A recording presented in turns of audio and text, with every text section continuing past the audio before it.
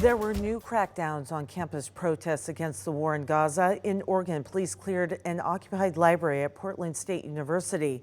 And there is new video showing damage inside the building, including graffiti. Earlier, President Biden had some sharp criticism of the demonstrations. Jonathan Vigliotti has the very latest on the ongoing protests.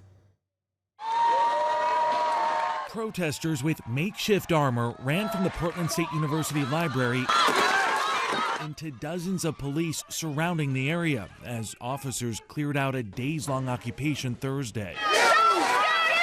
Outside, tense clashes as authorities threw protesters to the ground and arrested several.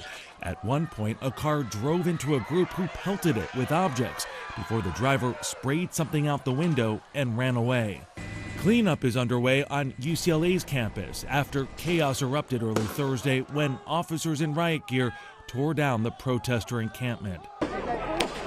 They were shooting flash grenades over the heads of these students. Associate Professor Graham Blair was among the 210 people arrested. They violently threw protesters from inside the encampment to outside the encampment, and I saw bodies flying through the air. There's no other way to describe it. In New York, newly released police body camera footage shows officers at Columbia University cutting their way through barricades after the school called in the NYPD to clear protesters from the campus. The NYPD tells CBS News that during that sweep, an officer accidentally fired their gun inside the hall Tuesday, but no one was injured.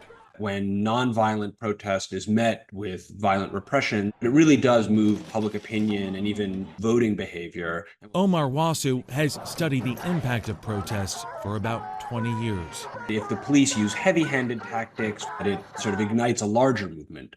At the same time, when protesters are perceived to use extreme tactics, that can lead to both disapproval and legitimize the more forceful response by the police. And several universities say it is bad actors that are intentionally sparking the violence. Back here at UCLA, we do not know all of the identities of the 210 people that were arrested, but many of them were students and in some cases, faculty members. Jonathan Vigliotti, CBS News, Los Angeles.